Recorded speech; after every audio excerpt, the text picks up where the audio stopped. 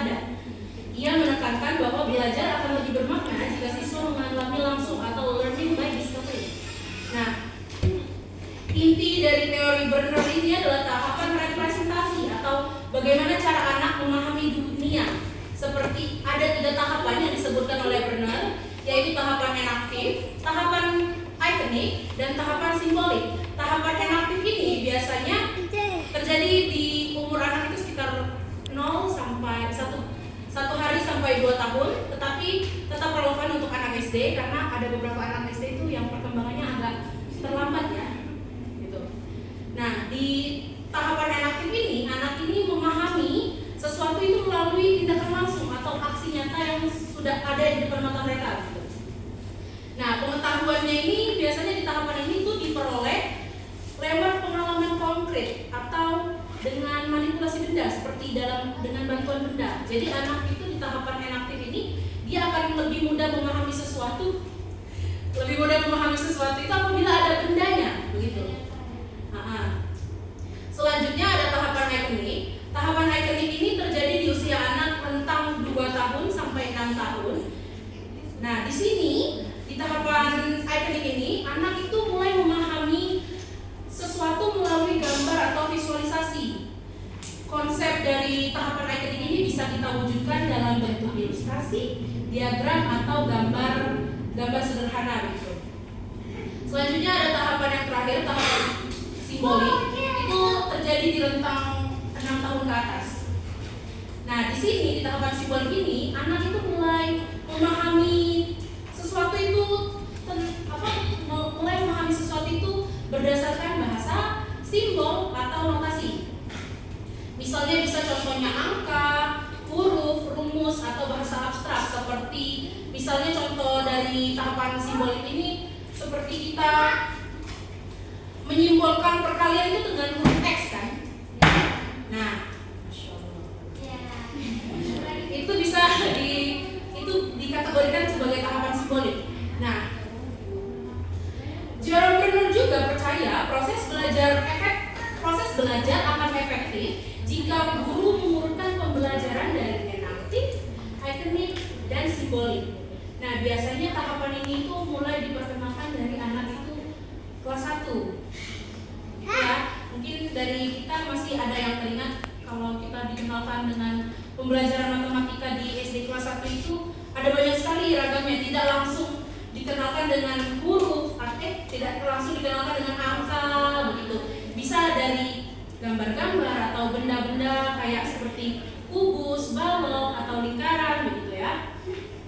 Nah, di sini contoh penerapan teori Berner ini di tahapan enaktif itu bisa dengan contohnya sekarang saya akan mencontohkan itu melalui perkalian. Nah, tahapan enaktif itu bisa dilakukan seperti misalnya, sini saya sudah menyediakan beberapa potongan kertas.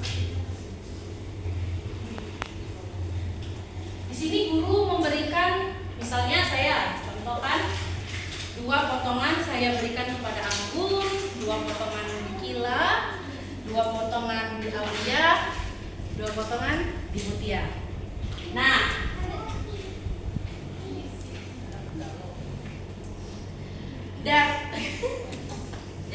dari 4 siswa yang sudah saya berikan potongan kertas ini tadi, coba dari kalian hitung tiap kertas yang kalian dapatkan itu ada berapa? 2.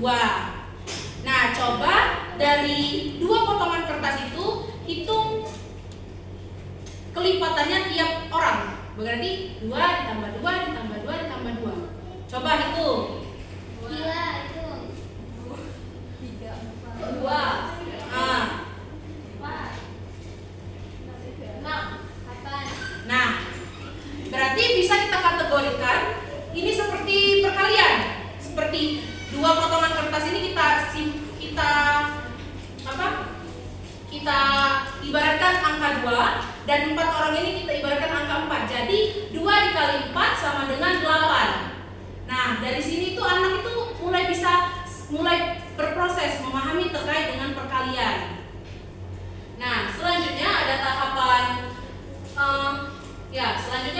ikonik.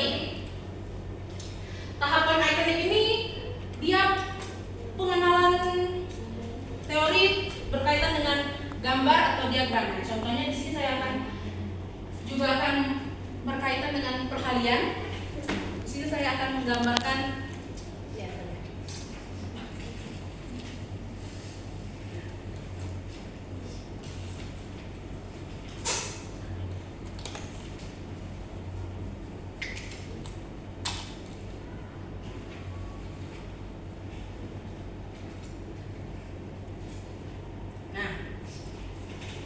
dari 12 kotak yang saya gambar ini, ada berapa yang kalian lihat? 12.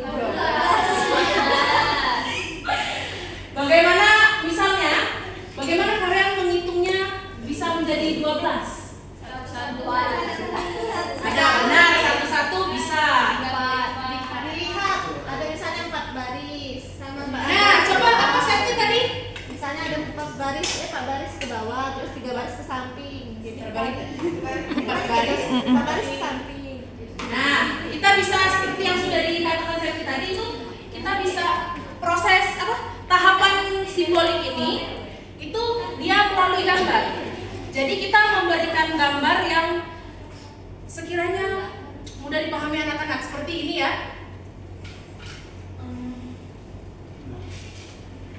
Ini ada 4 baris, di sini ada 3 baris. Jadi 4 dikali dengan 3 itu sama dengan 12.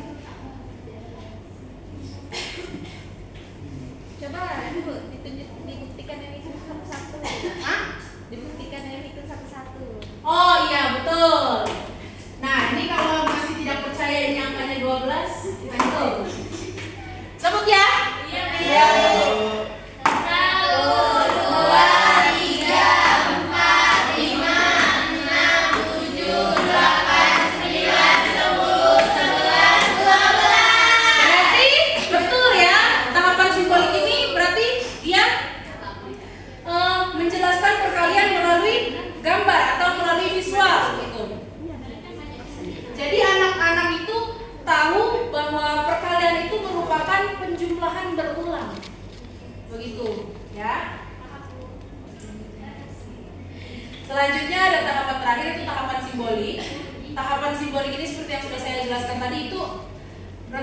6 tahun ke atas. Jadi anak itu sudah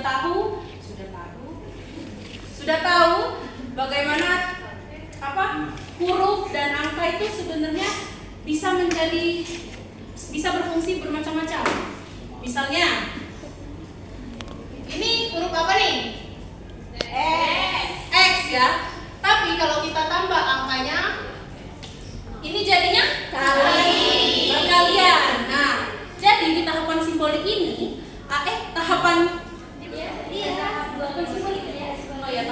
di tahapan simbolik ini, anak itu sudah tahu bahwa huruf itu belum tentu, huruf itu bisa jadi sebuah perkalian atau bisa menjadi simbol, bukan hanya huruf saja begitu. Nah, kalau jadi bisa kita simpulkan dari 3 tahapan tadi itu,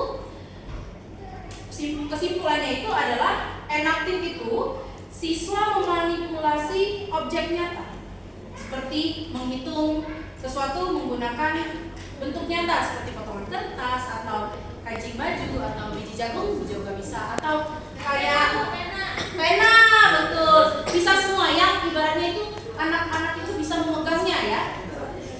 Dan kadang pula itu barang yang nyatanya itu tidak perlu seragam. Yang penting anak-anak itu otaknya itu sebenarnya luas. Jadi mereka itu tidak perlu kita mengatur mereka kayak kalau menghitungnya harus pena semua, harus menggunakan pena semua. Bisa mereka menggunakan pensil, pena begitu. Seperti itu kan kadang-kadang. Nah, dan sedangkan tahapan icon itu siswa melihat sesuatu itu melalui gambar atau representasi visual seperti gambar yang tadi ya.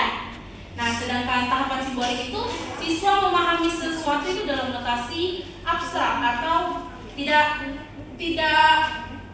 abstrak itu sesuatu yang tidak jelas. Ya kalau di sini itu tidak, maksudnya tuh bukannya tidak jelas, tapi Tapi ini apa? Belum pasti. Ya, tidak maksudnya tidak, bukannya apa ya? Gimana ya? Bukan fakta. Tidak aturan. Apa tidak terpaut aturan? Kayak seperti huruf X itu kan kalau kita gunakan untuk teks dia menjadi huruf, tapi kalau kita gunakan dia untuk perkalian dia menjadi simbol. Begitu. Paham Ibu. Oke. Nah, dari penjelasan saya ini, apakah dari teman-teman